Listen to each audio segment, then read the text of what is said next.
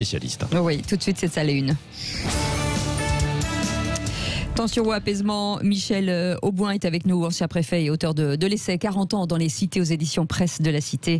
C'était en 2019. Oui, bonjour Michel Auboin. Bonjour. Quel regard vous portez précisément d'ailleurs sur ce qui s'est passé à Dijon et est-ce que cela vous étonne ? Ça ne m'étonne pas totalement parce que j'avais déjà évoqué dans mon livre une affaire précédente qui avait opposé les Tchétchènes. C'était à Strasbourg avec des individus de la communauté maghrébine du quartier.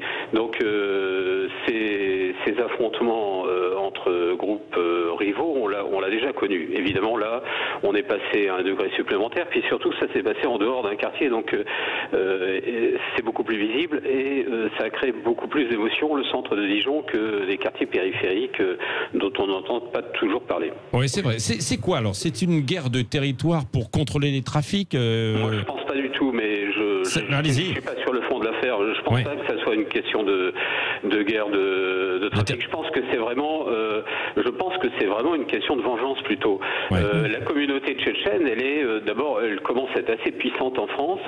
Vous savez comment elle s'est constituée par la demande d'asile. Au départ, c'est des demandeurs d'asile accueillis assez favorablement en France pendant 10 ans à peu près après les guerres qu'a connues la Tchétchénie. Et puis, les Tchétchènes d'ailleurs qui n'ont pas été accueillis en tant que Tchétchènes puisque la nationalité n'existe pas, mais en tant que Russes, ce qui rend un peu compliqué d'ailleurs la capacité à dénombrer ces Tchétchènes dans la population étrangère de la France. Mais en tout état de cause, ils sont entrés sous couvert de la demande d'asile, on leur a accordé l'asile, il en est rentré environ 15 à 20 000, et puis après eux-mêmes ont fait rentrer leur famille, beaucoup sont devenus français depuis, mais ce qui est sûr, c'est qu'ils continuent à vivre dans des communautés très, très, très endogènes, très serrées les unes sur les autres, et avec ce sentiment qui prévaut en Tchétchénie, comme sans doute dans beaucoup d'autres pays de cette zone, de l'honneur, de la vengeance, enfin une culture de la violence qui nous est assez étrangère. Oui, c'est ça. Et qui est dans les quartiers également qui sont rongés alors par la drogue, la radicalisation. C'est ce que vous décrivez parfaitement dans votre livre, que je recommande vraiment. 40 ans dans les cités, parce que comme vous avez été préfet chargé de mission un peu partout, notamment vous avez vécu à Dreux également, et c'est là où vous avez vu ce basculement entre guillemets politique de la France, il y a déjà de nombreuses années. Ce qui veut dire que cette cohabitation de communautés dans les quartiers est toujours extrêmement à la limite, quoi. C'est sensible. Ouais, je pense que ça va même être de pire en pire parce que c'est une sorte de balkanisation de nos quartiers à laquelle on est en train d'assister. C'est-à-dire que ce qu'il faut bien comprendre, même si les Maghrébins dont on parle et les Tchétchènes sont musulmans, ils ne sont pas musulmans de la même façon. Ils ont chacun leur mosquée, ils ne se fréquentent pas et ils peuvent devenir assez vite rivaux. Et ils se sont concentrés, les Tchétchènes sont concentrés dans les mêmes quartiers. C'était à Strasbourg à l'origine, puis à Nice, aujourd'hui on en trouve à Dijon, et ils forment des communautés refermées sur eux-mêmes, mais ils ne sont pas les seuls.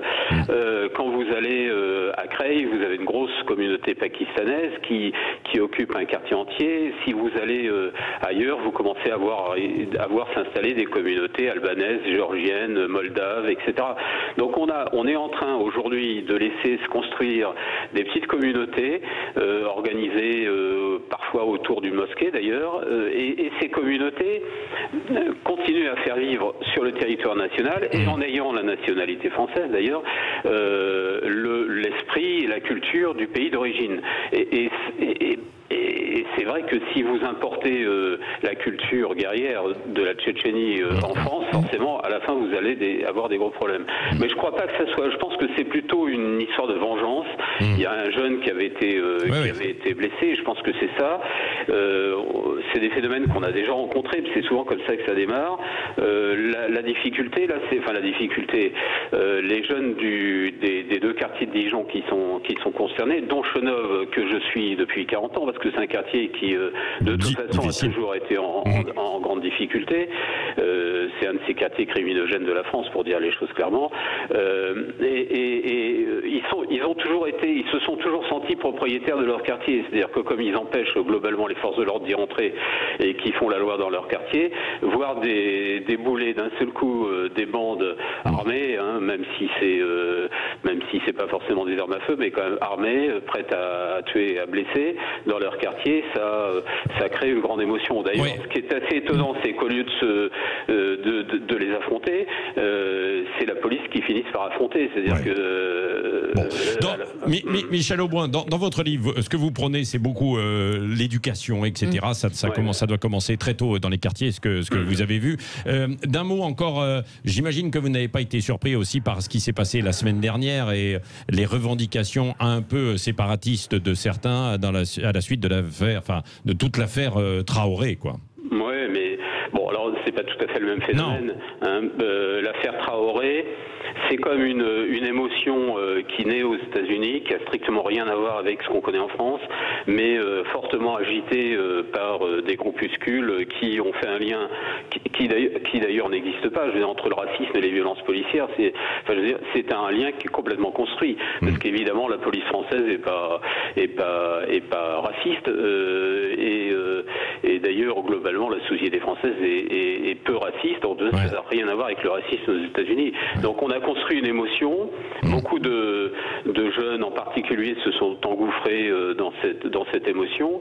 Et puis derrière, vous avez des gens qui manipulent les concepts. Et malheureusement, vous avez aussi des médias qui mettent un peu de l'huile. Qui relaient des messages qui sont à l'origine complètement stupides, quoi. Donc on n'a pas de, on n'aurait pas dû, on n'aurait pas dû connaître ça. Mais à mon avis, ça n'a pas beaucoup de conséquences. Ça mobilisait beaucoup de monde sur Paris et ailleurs, mais ça n'aura pas beaucoup de conséquences et ça n'a pas grand-chose à voir avec cette affaire qui, de mon point de vue, est beaucoup plus grave, hein, parce que elle est en train de montrer le délitement de la société française, parce que tout ça sort des quartiers, évidemment.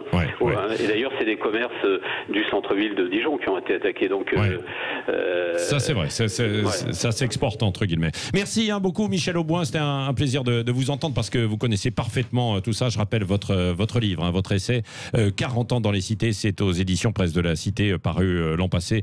On vous retrouvera évidemment sur Sud Radio pour apporter vos éclairages.